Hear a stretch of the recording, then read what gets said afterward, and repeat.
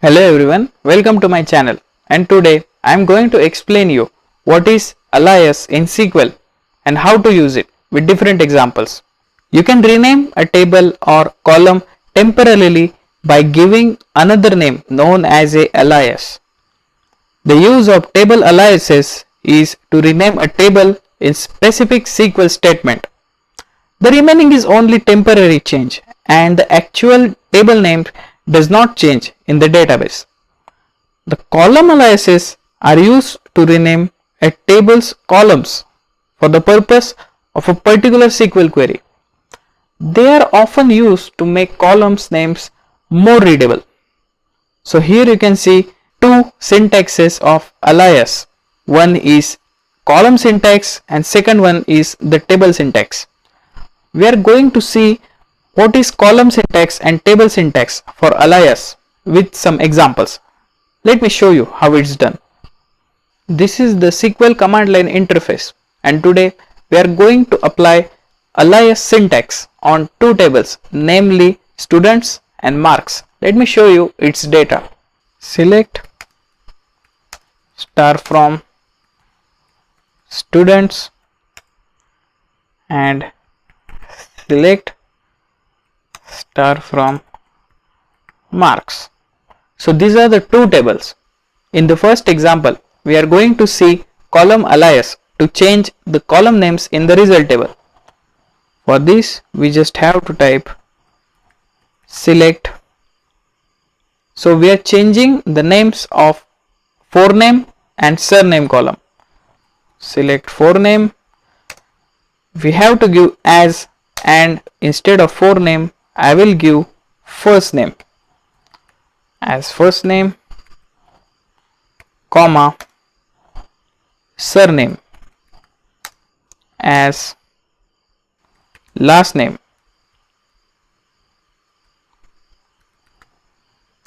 from students table.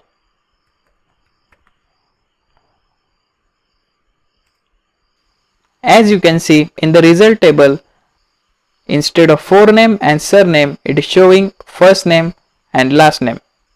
When we are dealing with different type of joins in SQL, we have to use table name more often. So it makes the query more complicated. To solve this issue, we can use the table alias. Let me show you how to do it. In this example, we are going to use inner join on the students table and marks table. We are going to retrieve student number, first name, last name and marks from both the tables. Let me show you how to do it. For this, we have to type select. Now we have to give a table name. So instead of table name, we will use alias.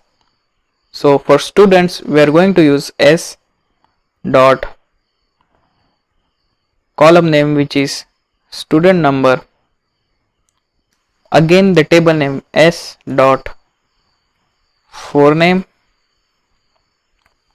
s dot surname.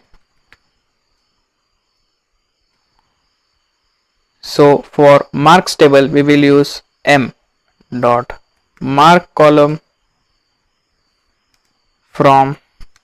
Now we have to use students table. So students, and after students we have to give the alias which we have given, which is s, inner join the second table, right table, which is marks, and the alias which is m, and now we have to give the condition for inner join. So we will be joining these two tables on the base of students number, because the student number is the common column between those two tables. For giving the condition, we have to use on. So again we will use table name alias s dot student no equals to m dot student number. after hitting semicolon and enter. Here you can see, by using this technique effectively, you can make your queries more readable and compact and less complicated. In this tutorial, I have briefly explained you what is alias, different types of alias, and how to use them in different scenarios with some simple examples. If you like this video, please subscribe to my channel and also ring the notification bell to get latest updates.